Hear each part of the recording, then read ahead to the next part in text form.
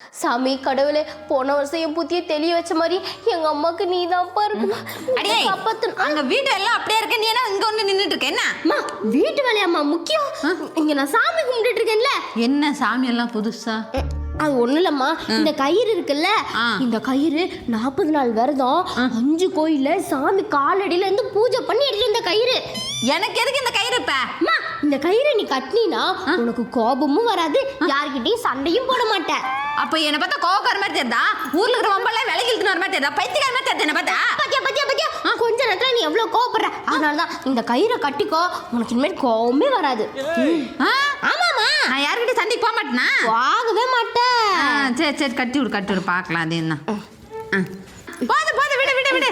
அப்பா ஜெயிரக்கம்மா, என்னடி கயிறு கட்டினதுக்கு அப்புறம் அங்க இருக்க சாஞ்சி இதெல்லாம் சொல்ல சொன்னாங்கம்மா. அப்படியா? ஆமா ஆமா, இது சாமி கயிறு மாதிரியே தெரியல, ஏதோ கிஃப்ட் கவர் மாதிரியே தெரியுது. அம்மா என்னம்மா எவ்வளவு சக்தி வாய்ந்த கயிறை போய் இப்படி சொல்ற? வாரி அடிச்சுக்கோ.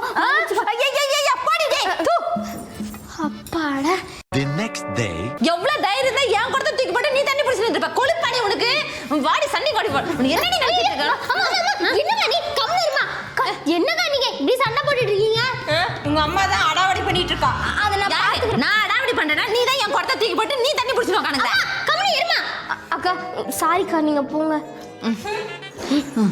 என்னமா நீ அவகிட்ட எல்லாம் போய் சண்டை போட்டுட்டு இருக்க? என்னமா நீ? ஏய், நீ என்ன சொன்ன?